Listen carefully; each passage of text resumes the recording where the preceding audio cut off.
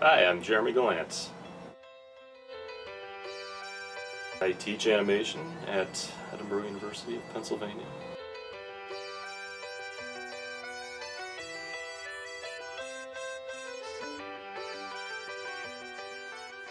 I didn't even know you could go to school for animation. As the internet was kind of emerging and you could search for schools, I realized you can go to grad school for animation. And I thought, well, you know what, that's sounds real interesting.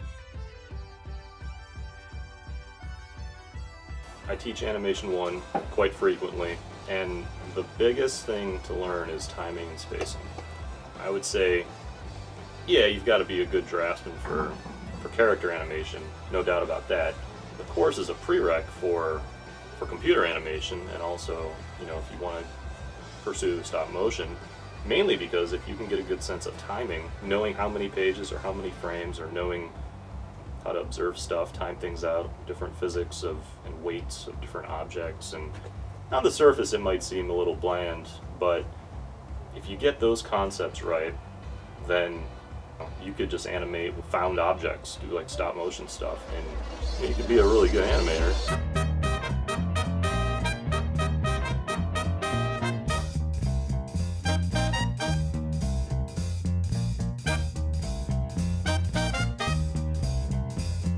Smile, wide scrub side, feet on the dash.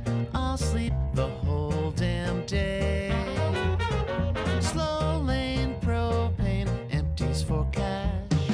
Rear view mirror thrown away. The water balloon is an exercise that's really just about maintaining your volume, displacement of mass, and being able to distort something but still keep it consistent, but also something that squashes and stretches but isn't just a bouncing ball. It's something that really squashes and stretches. And when you animate characters or whatever, they come in all shapes and sizes, so and they're all made of something different, or they have material, or they have qualities that whatever they consist of. So you got to know how different things react to different surfaces, and not even that, just how things might move, and it might take something longer to settle than something else. And I think more than anything, it's a test in patience. How far are you willing to push this?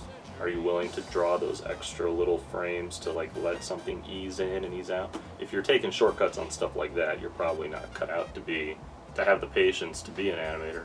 The challenge is your work ethic and your love of the game, basically, as well.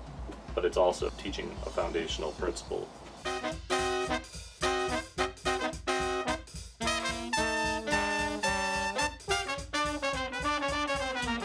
The flipbook is sort of okay, show me what you know already.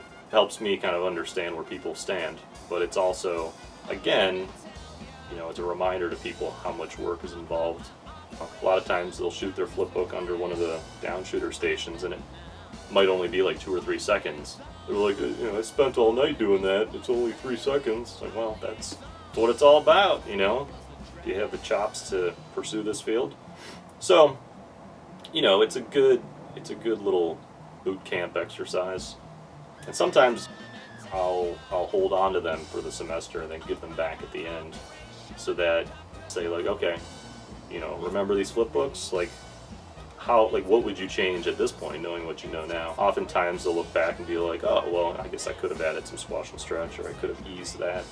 So it's a good reminder of seeing where they started, where they wound up. Hopefully they would have improved, but you never know. Slow lane propane, empties for cash. They're fundamentals, Don't take my word for it. It's all from The Illusion of Life and Frank Thomas and Ollie Johnston. We're not making this stuff up. These are tried and true methods, so. Très bon. Ground floor, screen door, yelling inside. I think you know the scene. Front lawn, break of dawn, clothes on the ground. How could you be so